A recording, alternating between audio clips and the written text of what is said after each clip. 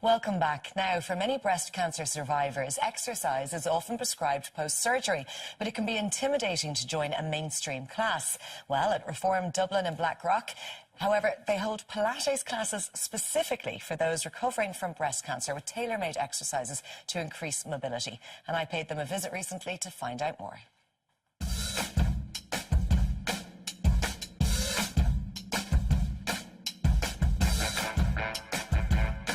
Anna, can you start by telling us a little bit about Reform Pilates? I set it up 5 years ago, and I believed that there was a gap in the market to introduce a dedicated Pilates studio into Dublin. You've tapped into one market which may so often be forgotten about, and a very important bunch of ladies as well, and this is your Pink Ribbon Pilates class. Can you tell us about that?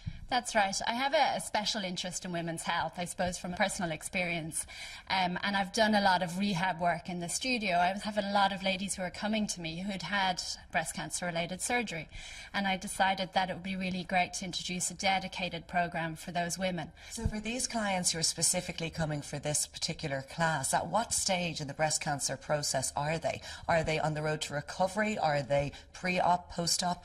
Well, they're at every stage, and that's really important that women know they can start at any stage.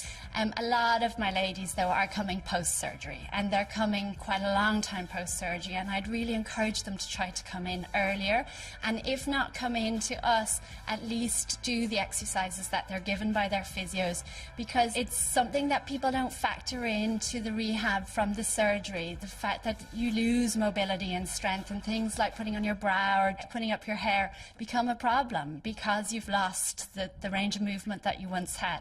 The other thing is just a feeling that your body is not your own anymore, and that trying to regain confidence in a body that feels different to how it felt pre-surgery. And how will Pilates help these ladies? The program is very much based around restoring range of movement, mobility and strength. It's based around the shoulder, the chest and the back, and also all of your postural muscles. If you can imagine, once you've had surgery, your posture changes. You often become quite protective. So it's about trying to regain your posture and strengthen up those muscles and imbalances that can occur as a result.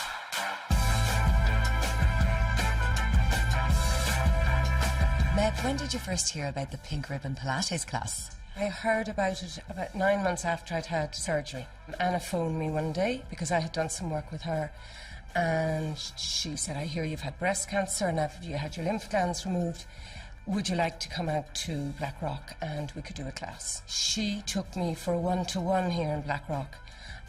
And then when I felt that I had begun to kind of develop strength again, I came back and joined the Pink Ribbon class. There's a real sense of this part of the body and then the rest, and you nearly ignore the rest in the beginning because it seems to be doing its job okay and you don't have to pay any attention to it. It's a bit like a new baby, and all the rest of the kids, they're okay. But what happens then when you begin to do Pilates is you become more aware in a kind of understanding way of the surgery and the effect. And then you become more aware of also the rest of the body. I was pretty fit before I got breast cancer and before I had the surgery. I had my lymph glands removed from here, so that really does restrict your movement. And there's a lot of kind of bunching up of tissue and tightness that takes place. It can be very uncomfortable at times. I think one of the things that strikes me about breast cancer is that it is so different for people. The type of cancer they have, their age in life, and the implications for them and for their families and how they take it. There's a sense of having survived. That's one of the things that's in the class. And there's a sense of looking forward. Like most girls, when they get this horrible diagnosis at the time, it's like, okay, how am I going to deal with this? And my way of dealing with it was, I start off with my chemo, then you tick the box. And surgery I did find difficult. I was terrified going into surgery. I wasn't so positive then at all. And coming out of surgery again, I'm a very squeamish person, so I was like, oh gosh. So this was again another jump forward. There's something else to look forward to. Treatment these days is phenomenally good. There is genuinely nothing to be frightened of. But you don't know that when you're going through it. I just found post-surgery I was very kind of fragile about myself, and you have to take things a little bit easy with the risk of lymphedema and things like that.